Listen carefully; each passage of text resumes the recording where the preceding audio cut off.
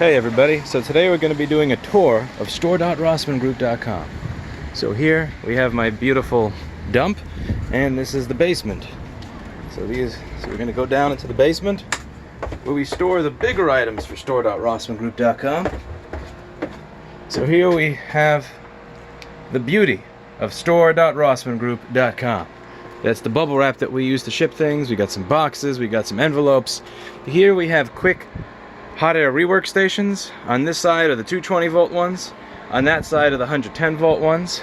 Here we have Crest Ultrasonic Cleaners. These are our Crest Ultrasonic Cleaners, all the different models of them. This is a broken one that we're going to be bringing with us if we get the second store location, which who am I kidding? We're probably not. This is the stuff. This is all useless inventory from the flooding from when the building went on fire. So all of this is money that was pissed down the drain. Probably gonna have to, figure out if I can fix any of that or recoup any money on that. This is a dehumidifier over here that's always on. This is another dehumidifier that's always on. Each of these dehumidifiers is made for, I believe, a 900 square foot space, which this is obviously not. You may wonder, why do I have two of these dehumidifiers in this teeny tiny space that's barely 200 square feet? I prefer to keep all of this stuff, even though it is in boxes. I'd like to have all the inventory for the ultrasonics and the quicks in a dehumidified environment. It may be a shithole environment, but it is a dehumidified one. These are some new light bulbs that I just got put in, because before we had these little, piece of crap dollar store ones, so that you can see what is present in store.rossmanngroup.com. When we ship out laptops, we double box them. It goes into one of these and then one of those. So not just one of those, this box and then that box. These are the open box ultrasonic cleaners. This one is available for $280. The P230H, just because it has this little bend in the top. We're trying to sell some of the open box ones. Now let me just show you the upstairs of store.rossmanngroup.com. Let's show you the upper level. I'll give you an idea of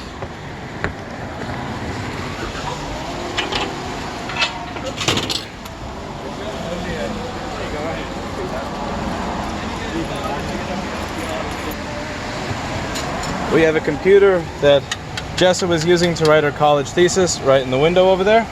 That's Kevin's desk. Alright.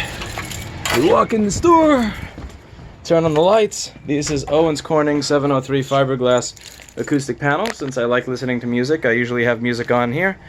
I like music, and it's absolutely ridiculous to have all these panels here.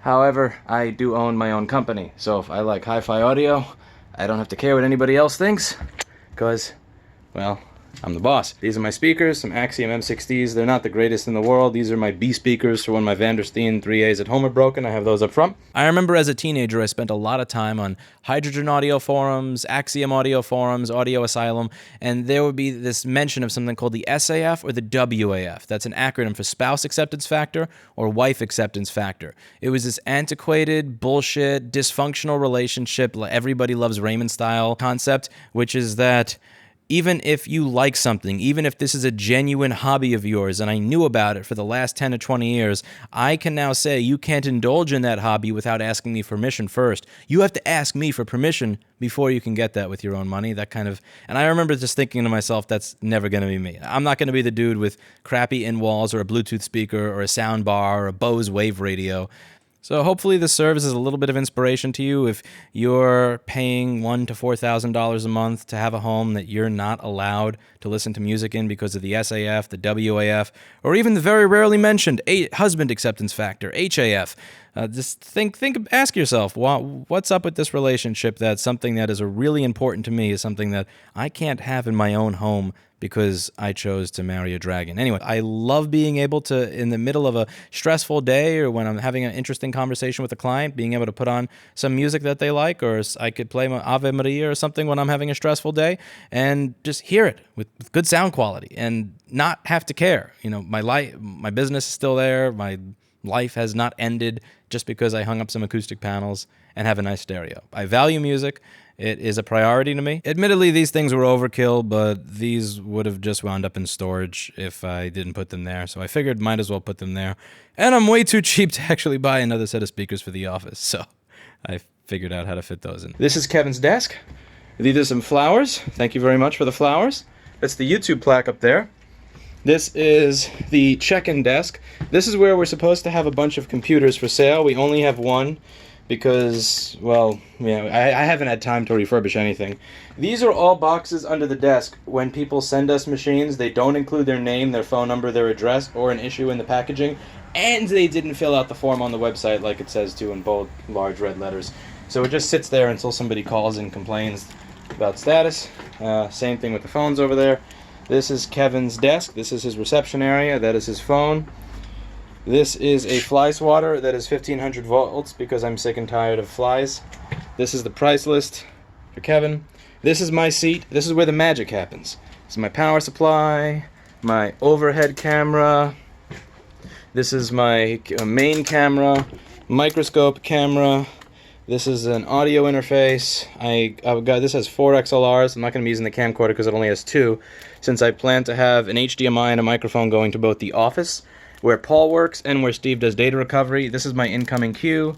This is the microphone that I cannot use on my GoPro because their piece of crap USB-C to 3.5 millimeter proprietary adapter that is the only one that will work with their camera has been out of stock on their website for 3 months. Short GoPro stock. That is the multimeter that Paul Daniels' excellent software allows me to have on the screen. Let's see. So yeah, this is my fume extractor over here. In spite of what the Eli, the salty guy, says, I do not huff solder fumes all day. I have a $750 fume extractor so that I don't huff any solder fumes. That's my computer that I got so that I could do live streams and recordings regularly. You may have noticed around maybe November or December of last year that I started upping the frequency of the board repair videos and the live streams. That's, well, I got rid of the old piece of shit computer. This one was about $3,500, $3,600. It makes me sick. I've never spent that much on a computer in my life, but I do it for work. That's my receiver. This is another HDMI cable to go back to the office. These are the stands, by the way, for my speakers. So when people say, what do you do with those boxes that people send you? Yes, if you send the Apple box after everything we put on the site about not sending the Apple box, it will be a stand for my speaker. This is the employees only section. This is the next part of store.rossmanngroup.com. This is where we keep all the chips. So you may notice in the URL of all of our chips, there is a letter, and that corresponds, a letter and a number, and that corresponds to a slot number, which is where all of these are. So if you're buying a chip, this is where the chips have come from. So all the chips in store, I showed you where all the tools and crests come from. The quicks and the crests come from downstairs. These come from up here. So that's what this is over here. This is my omega-3s for myself so that I ship you the right stuff. It's good for my brain. Okay, this used to be where the customers checked in, but is now been completely invaded by my YouTube setup. So I have the secondary monitor so that I could see what you see on the screen, because I used to not be able to see what you see on the screen. This is something some fan sent me that I haven't had time to look at yet. I'm sorry. This is a broken Pfsense Router because you need the nylon gear. It's important that you have a nylon gear and not a brass one because it'll break before the motor breaks. Bullshit. I can already hear people on Endless Sphere screaming at me right now. This is the power supply for the camera, a tablet for check-ins if a customer is unable to follow the instructions. These are the instructions on how to check in and make a ticket. Every time I say, please read the instructions over here, people completely ignore me, or they look at it and go, what? I can't do that. What? So I have a little thing here that says, yes, really, read, follow arrow, arrow, and when I say, can you check in over there, and I point over here, I've labeled it over there, so that it's impossible to not get this. And if you don't get this, then I just send you to the Apple Store. Seriously, at this point, if I say, can you read what's on this sign, and I point to it and use that in those instructions to sign in, if they can't figure this out, I send them to 14th Street, 9th Avenue. I know, bad customer service. This used to be Mikey's shipping station. We are turning this into, this is gonna eventually become the second customer service workstation. This is shipping computer, shipping label printer. That's Mikey's Nintendo DS thingy over there for playing games. This is the Pokemon that most reminds Mikey of himself, I imagine. The Psyduck, price list, calendar, which is still stuck in April because nobody uses calendars anymore nobody uses calendars on that are on paper. Let's see. This is a desk where one of the people who does screen repairs and Assemblies works, the guy that does all the Retina screens, back when we used to actually be able to buy the Retina LCD by itself, before Apple became cunts and decided that they were going to make it so that if the EDID code was not exactly what it was supposed to be, you would just get no brightness control. So this is Tagir's desk over here. This would be Olga's desk, where she also does, you know, the basic, the reassembly, replace screen cable, replace keyboard, replace battery, replace trackpad, all of that monotonous shit where you're dealing with adhesive and basic repairs. This used to be Steve's desk. This used to be Steve's desk for doing customer service. Steve is our douchebag manager. He deals with all of the douchebags, of which in New York there are many. So he started off here just supposed to be a second technician for the Brooklyn store that I had that wound up closing. And he actually was so good dealing with douchebags that we eventually just started giving all the difficult customers to him, and that kind of became his job. Sorry, Steve. But yeah, now this is also becoming the desk for the fourth board repair person. Yes, I am hiring, at this point, a fourth board repair person, excluding myself. I cannot believe that at this time, 3 years ago, I was the only one doing all the board repair. At this time, 2 years ago, I was one of two. This time, even a year ago, I was one of two people doing all the board repair, and now I'm one of five. So we have, this is the Leica microscope that Miller something sent me that I did the review of. This is eventually going to get turned into just another soldering workstation. This is where we keep all the machines that are coming in to be repaired. This is nice and flat, no scratching. So all the stuff now these are the machines that are done, weight pickup fixed, and again, everything's got a letter and a number so you know where it is. You know, this is random crap that people have left here for God knows how long and we need to get rid of. This is the version 1 of this shelf. So this shelf over here is a piece of crap. It's not exactly the way that it should have been. We should have made it like this, but you know, I didn't know any better. It was 2011. So I had been working out of my house for 3 years at that point, so I wasn't really accustomed. So we put this up so that it would hold this thing up. It's still kind of the Leaning Tower of Pisa. These are broken display assemblies that we grab Wi-Fi antennas out of, webcams, all sorts of hinges and stuff like that. These are machines that are currently being worked on as well, so all the stuff you see in here currently being worked on. Each one has a slot number. All of that crap up there is, again, more shit that I have to go through and recycle. I think all of those are the ones that we wanted to recycle and sell in the window, but they're 2011 dead GPUs. So they're sitting there until we can light them on fire somewhere, which I'd really like to do at some point. We need to make time for that. These are all the fucking Apple boxes, so when people go, I don't get why you're so bad at customer service. Why do you refuse to keep the Apple box for the customer? Even though our website says that we will not keep your Apple box, we throw it away immediately. As a courtesy, we keep them until this space is full. So, if this space is not full, we will put your Apple box here, we will label it, and then we will send it back to you. If this space is full because so many people did not follow the basic instructions, then your Apple box goes in the fucking garbage. This is a heater, which we don't need. This is an air compressor, which is very useful for when you're dealing with any sort of screen replacement where you have to deal with dust. You know, it's very nice to be able to blow the dust away. It says, do not pass 50 psi on tank. It is right now set to 120 because that is my store. That says, refill tank, don't be lazy. It's a nice Campbell Hosfeld compressor. I know there's one guy in my YouTube live chat. Every day he comes in and he says, how's your air compressor doing today? And it's doing fine. Okay. This is the Branson fluid. This is the Hakko Fume Extractor that I got for the new guy because he's not soldering here unless there is fume extraction. I am not going to ask employees to destroy their lungs for me just so that I can make a little extra money. That's douchey. You know, I've never been to another shop that had a fume extractor before. Genuinely never. These are my batteries. We know people ask, why did you take them off sale on the site? Unfortunately, I can't sell these anymore. I can't sell these at the 5 to 10% profit margins that are required to sell batteries. You know, if I'm selling it, when you sell a lot of these small parts, it's like a 5 to 10% profit margin. And since at any given time these batteries can be taken by customs, I have to make a repair profit margin off of them, so we only use them for in-store repairs. We don't sell them anymore, I'm sorry. These are the LCD assemblies that we get because Apple has, again, my screens, I can't use them anymore because of the EDID code garbage. So these are MacBook Air screens because they have not done that EDID code horseshit with the Airs yet. Shouldn't give them any ideas. We have keyboards, all sorts of other. So we have a bunch of keyboards over here. Oh, we go up front. So little iPhone parts here. I don't sell iPhone parts. I haven't sold iPhone parts for like 7 years now. I don't really get the best deals on them anymore. I just buy whatever the hell Mobile Centric's highest priced or highest quality one is and pray that they work and don't go back. Don't earn shit. iPhone screen and battery and charge port and all that other crap is just not how we really make money as a business anyway. So this up here is all the stuff that's small parts to fixing laptops, like let's see, DC inboards, trackpads, LCD cables, trackpad cables, trackpads, I/O boards, DC inboards, keyboard cables, all this stuff. This is a little bit of English over here. Okay, and that's a bunch of random crap, some adhesive, utensils.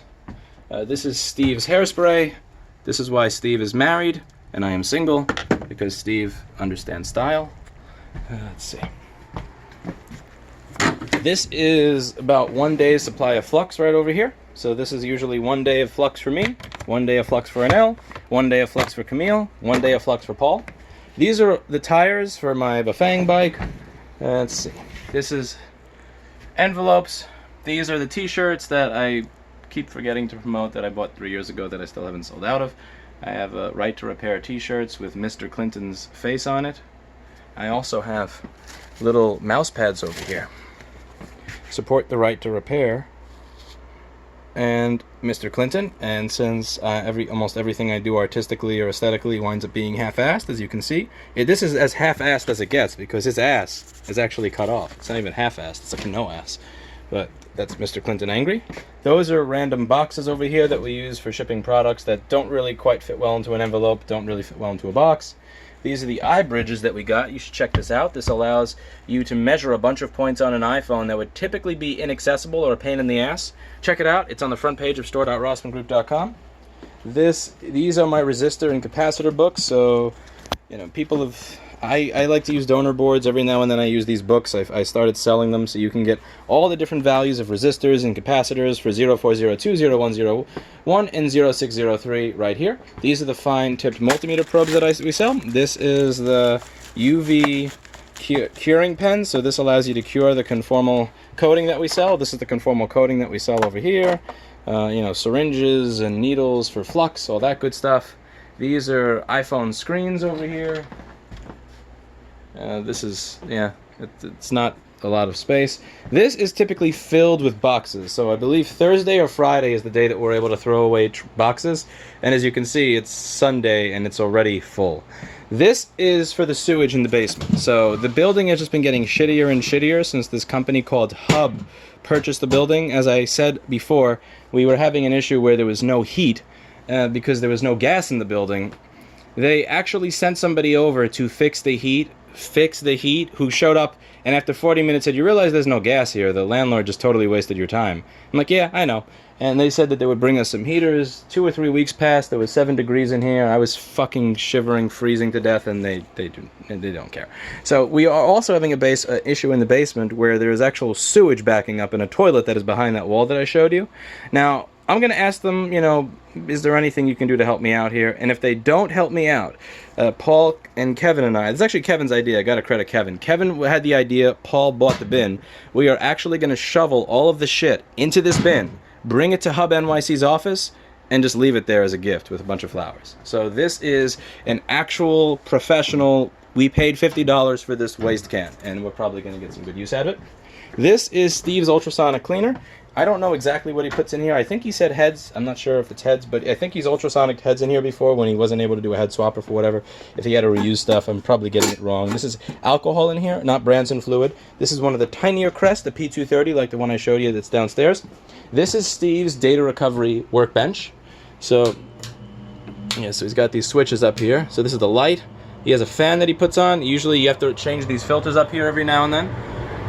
These are your rights as an employee, so if you're able to climb over the data recovery bench, you'll be able to know your rights, because I don't have any space to put that poster. I'm surprised I haven't been fined 20 times for that.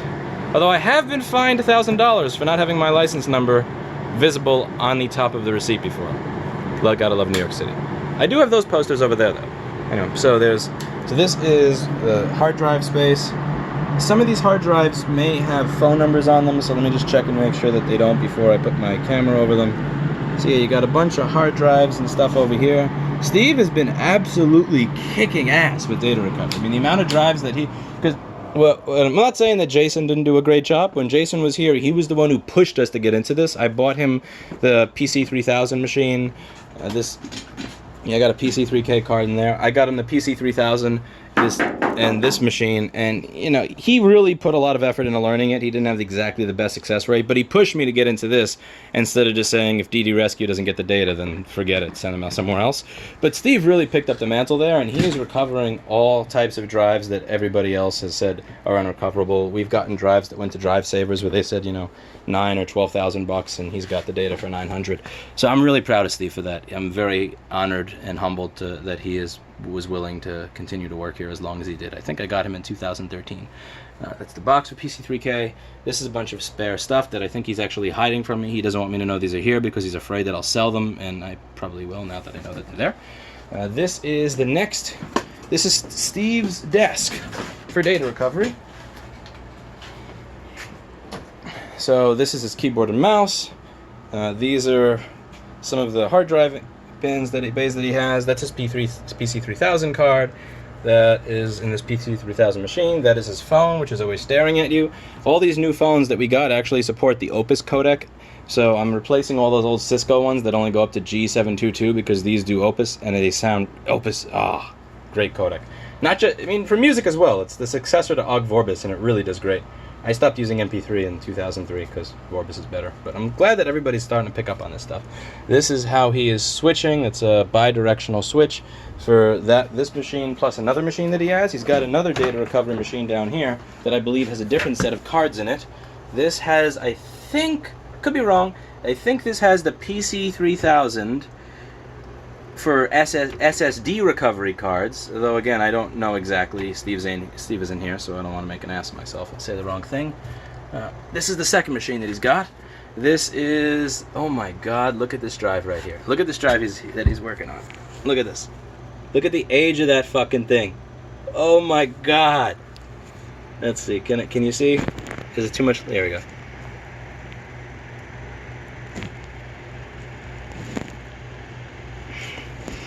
I'm sorry if this looks like shit. I cannot move the drive because Steve will kill me.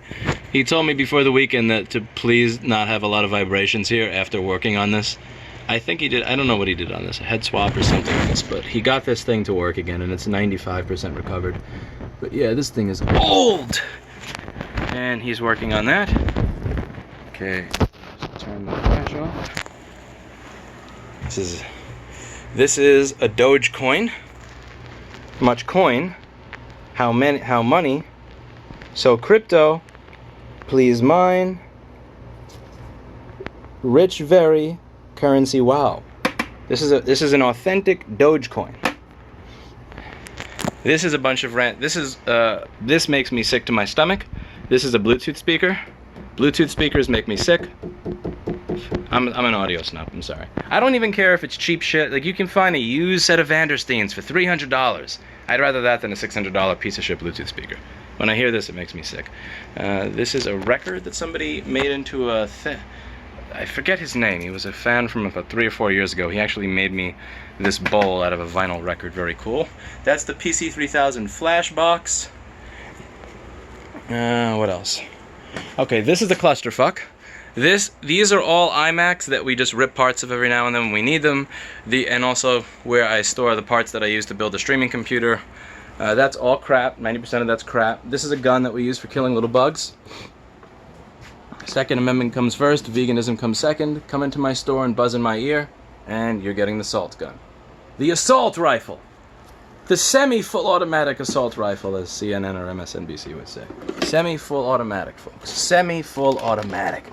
I just made half of Texas cringe. Anyway. Drill, sander, all other sort of tools. A clusterfuck of a toolbox. Paul would kill me for that. Paper towels. I don't know. Is this DDR2 RAM? Seriously? DDR1 or 2? I don't know. This is all old shit. I probably need to throw this away. Wrenches. iMac box. This is a bunch of donor drives for Steve that I probably shouldn't focus on because there may be a customer phone number on it. All of these are more donor drives for Steve. Those are donor PC boards up there. The drives for replacing in customer machines. This is where all the machines that have to get shipped out go. I'm just not gonna zoom in on it because there's phone numbers and the labels. All the ready to ship stuff goes into a little shelf in there. These are all the machines that Paul managed to pull out of slots that a customer had recycled here, or it's been more than 1 year they've ignored every single phone call, every single email, and have no intention of getting back to us. And it says over here, get these out of the store, so we will. This is Orhan's workstation. Orhan, actually, I used to joke and accuse him of killing all the boards that I fixed in the beginning. So he made an Instagram for himself, like Logic Board Killer, or the Logic Board Killer, as a way of trolling me. He's one of the other people that does all the basic level stuff. So the reassembly, the keyboard replacement, battery replacement, trackpad replacement, screen cable, screen, all the stuff where, you know, just it's like monotonous drudgery. He's one of the other good guys that does that. This is all shit that I need to throw away. This used to be where we would keep machines that again people kept left here or something that were not really economically viable to rebuild into a working machine because too much was missing or broken on them, but we could steal parts from them. And at this point, there is nothing left to take from here. These machines have absolutely nothing left of value, not even a rubber foot. That is a bag where I keep a lot of my recording gear. That's where I'm going to pick up the mic from that I'm going to put into the office over here. And this is bike shit. So that's true. This is water cooling shit. Most of this is bike crap, light, just brake fluid. What else do we have in here? Chain, new brakes, all sorts of random bike crap. This is the charger for my Pfsense, which I just recently liquid proofed. Look at that, professional. You may say this doesn't look nice, but I will tell you something. It's more water resistant than your stupid Apple product. Let's see. So up here, what do we have here? So this is a shipping station that is kind of, it's half shipping station, half iMac table. So this is where you would work on, let's say, an iMac data transfer recovery. Or this is a Street Fighter thing that I need to take home because, oh my God, I have to take this home. I can't believe nobody has claimed that thing yet. This is bubble wrap station. This is the OSHA safety notice poster. This location has gone. That's what you want to hear. Days without an accident, so Mikey always knows his rights. This is a Verizon Dsl Modem for a DSL service that I was paying for several months because they didn't refund me even after I called them for a service that I wasn't getting because the wiring is destroyed and they never fixed it. So this is DSL, 3 megabit down, 0.7 megabit per second up. Is that not fucking amazing, folks?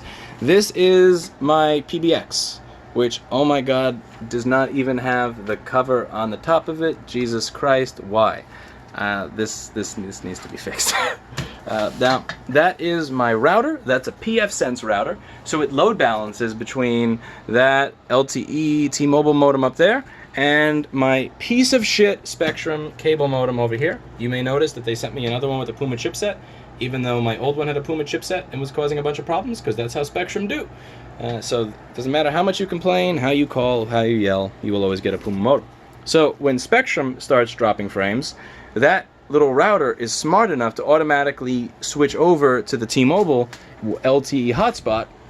That's an LTE, not an LTE hotspot, it's an LTE modem. It has an Ethernet out that goes in there, so it's seamless, so we're still able to deal with credit card transactions, we can still deal with customer tickets, phones still work, all that good stuff.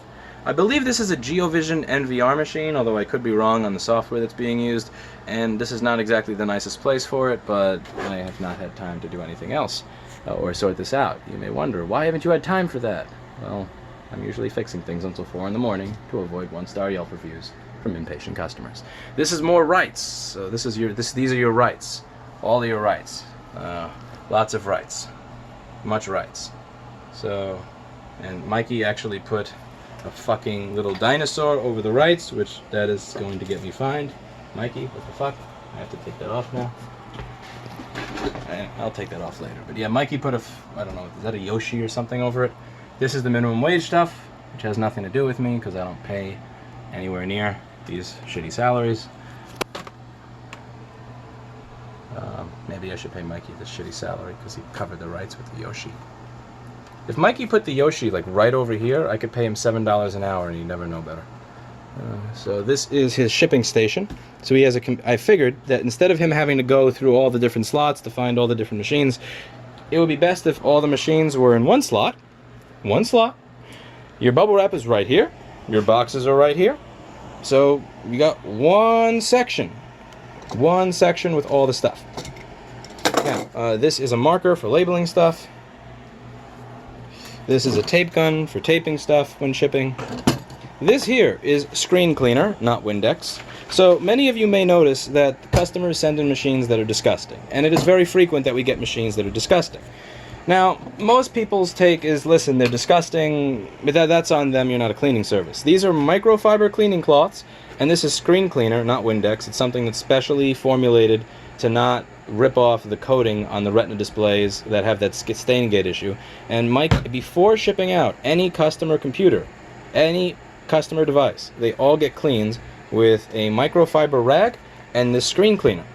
So every machine that we ship out gets cleaned at this station with this stuff that's not going to damage your machine and not going to, rip off any sort of anti-glare coatings or anything. Gets bubble wrapped here. Under here is a bunch of random crap. That is a Mac Mini that has been here since I think I opened. Why the hell is that still here? Some putty knifing crap, I imagine. Alcohol bin. Junk. That is a ViewSonic monitor that I'm kind of curious why a perfectly good monitor is sitting behind there, but whatever.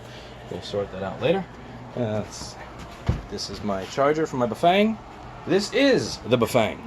So as you can see, also the clean room data recovery. Yes, for any of those who asked, this laminar flow bench that Steve is using to recover drives that DriveSavers quoted $9,000 to $11,000 on is indeed located right in front of a garbage pail, and he still gets the data. That's professionalism. Okay. Now let's go into the office. This is where I used to do my videos from.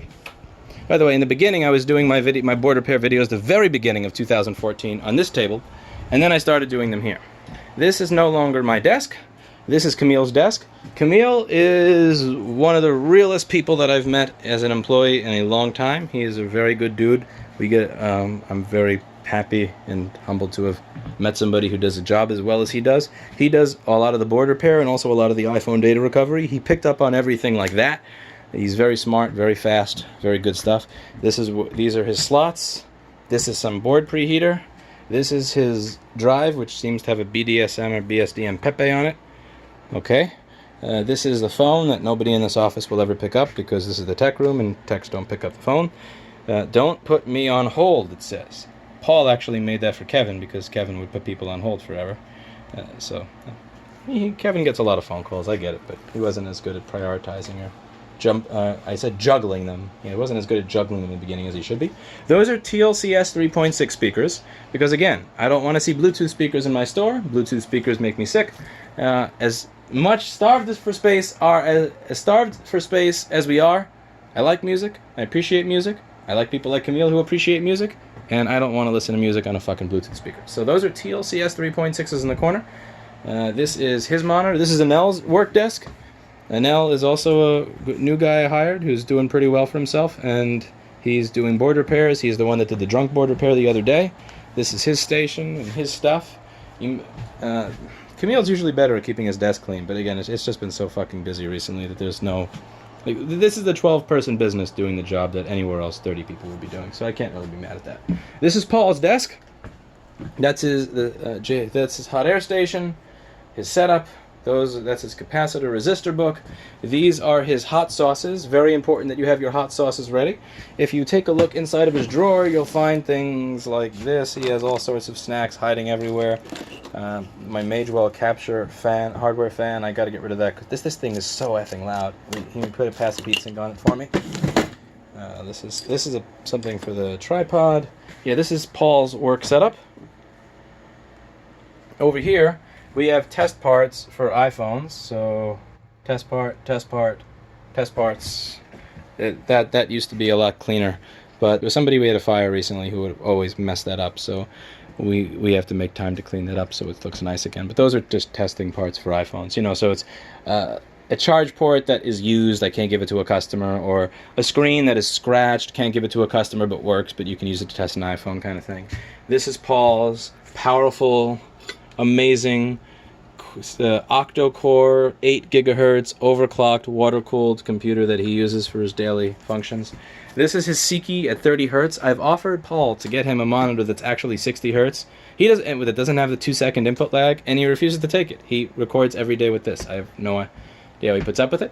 These are acoustic panels. Again, I have the acoustic panels in here because if you're in the room with the Fume Extractor and the hot air station, and that stuff is loud. And also doing board repair day in and day out in a room that's very loud, it starts to F with your brain.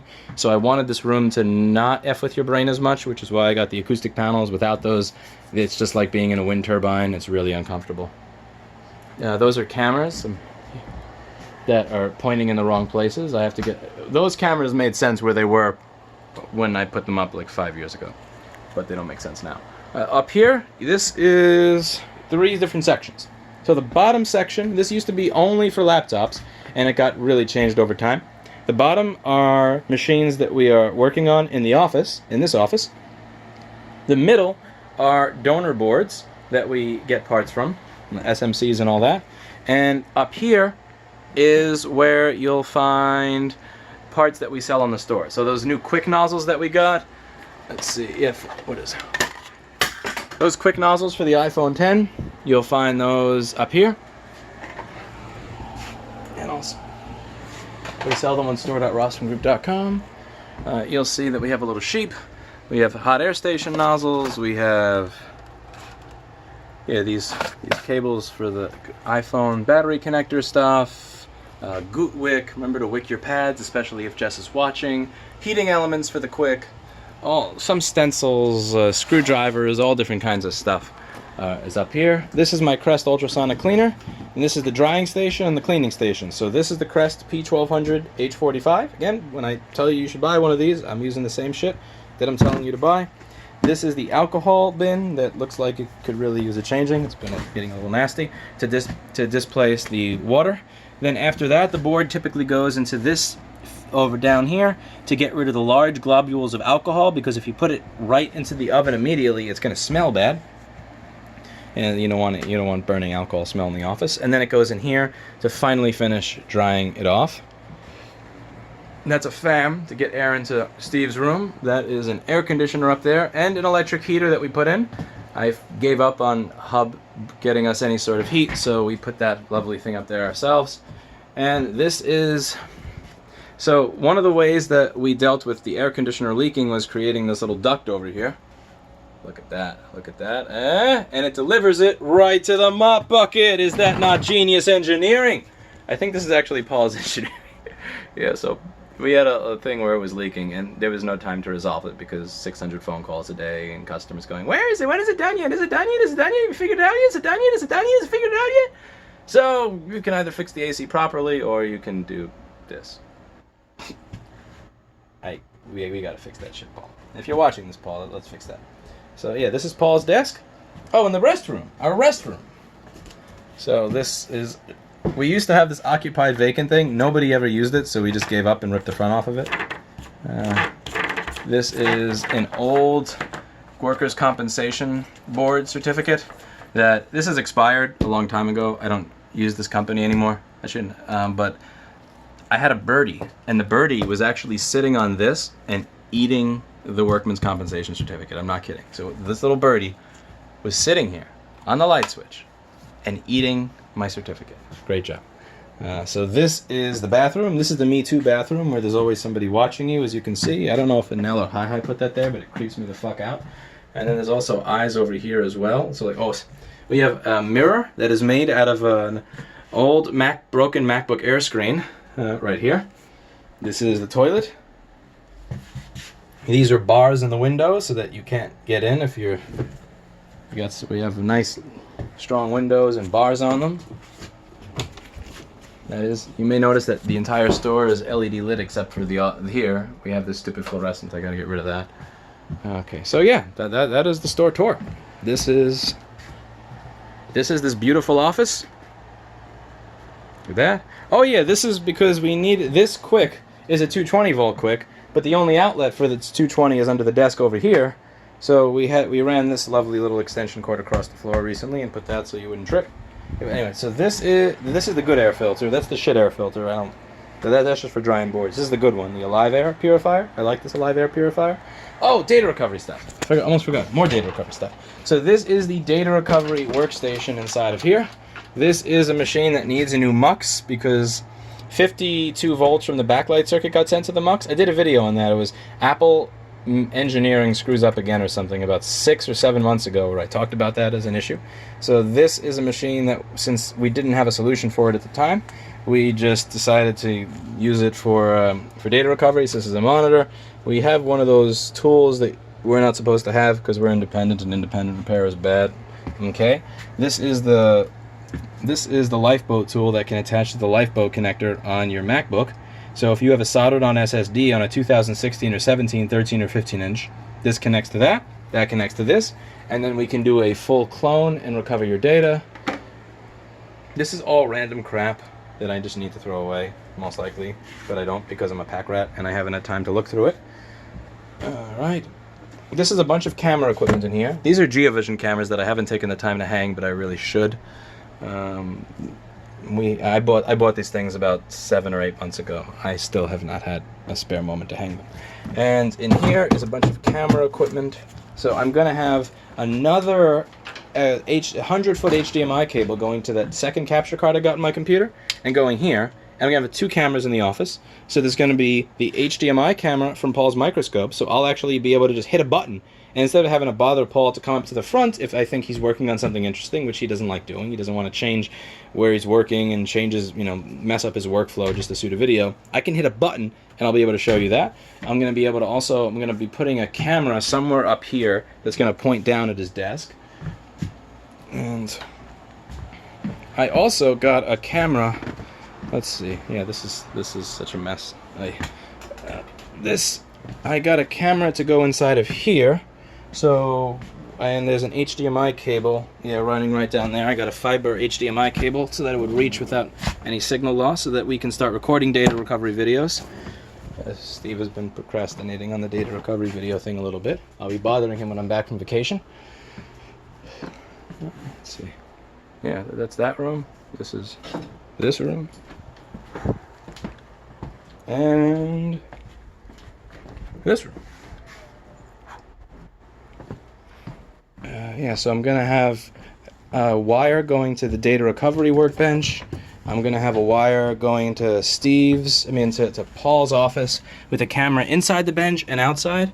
And this machine here has not just one HDMI capture card. I bought another one of those capture cards. A little bit of a pain in the wallet. These things are at least $900 or $1,000 when I got them. This is an HDMI capture card that has 4 inputs that can be simultaneously used. This is a second HDMI capture card with 4 inputs that can be simultaneously used. So I'll be able to eventually in the future to be able to just hit a button and bam, Steve's microphone, bam, Paul's microphone, bam, Steve's data recovery workstation, bam, Paul's microscope camera. And we'll be able to switch back and forth between the microphones and everything between all of them.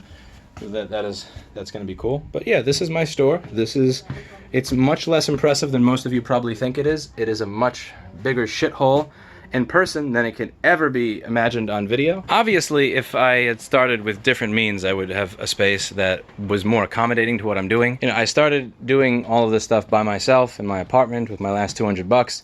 When I finally got a space, it wasn't a space I was paying for because I didn't really have much money in the bank since I was paying for parts and paying my apartment rent and everything, and started off without a lot of money. I had bargained with the studio owner and I said, I will fix everything for free in the space. I'll make sure everything works right all the time in exchange for nothing. In exchange, I want to be able to use the space for my own clients. When I wound up getting kicked out of that space, I had to pay rent on space next door that was very temporary. It was a studio space that I shared with 2 or 3 other people. And then I found this space and I thought it was great. My business at the time was not big enough to fit into this space, but this space was great for it. It was cheap, and I had moved in with about $10,000 or $13,000 or so. That was a lottery at the time for me. That was an absolute lottery. So what I did, because I did not have that in the bank, and $10,000, as sad as it sounds to many of you watching who make good money when I say that that's a lottery, what I did to get it was I had a eBay listing for certain types of repairs, and I put them very far below market pricing, but I put a caveat that this will be done in 6 to 12 weeks. No 1 to 2 days, no 2 to 5 days, 6 to 12 weeks. And if you're willing to wait and you're broke, here you can save some money. And I got the money for those repairs up front, and I used that to fund the store, but now the money from those repairs went to the store, and so I didn't have it to actually pay people to do it. So I was staying at work every day until 1 or 4 in the morning to get all this stuff done, and I was also outsourcing a lot of that work, but I was paying for that outsourced work with money that I was making from repairs that I was doing from staying at work until 1 or 4 in the morning so that I could afford it. So I wasn't running a Ponzi scheme on money. I was running a Ponzi scheme on my time, which is what you got to do if you're starting from nothing. But the point I'm getting to here is that just this space was as small and cramped and crappy as it seems now. You may wonder why you in this space. It was an absolute lottery for me. This was like winning the lotto at the time. And this was all I had the money for. I actually didn't even have the money for this, because in the beginning, for the first 6 months, I had a patio door on there instead of a glass door, because I ran out of money to get a real door. But now, obviously, at the point I'm at now, I would more than happily go to another space. Or if I just came out of my mom's vagina with 12 employees and a store and lots of incoming revenue streams, I would have definitely chose a place that's different than this. But, I started with nothing, and if I had to choose starting with nothing and still having nothing, or starting from nothing and then having this, I'll take this over the nothing. But yeah, when people say, this space is not suited for what you're doing, it's too small, blah, blah, blah, blah.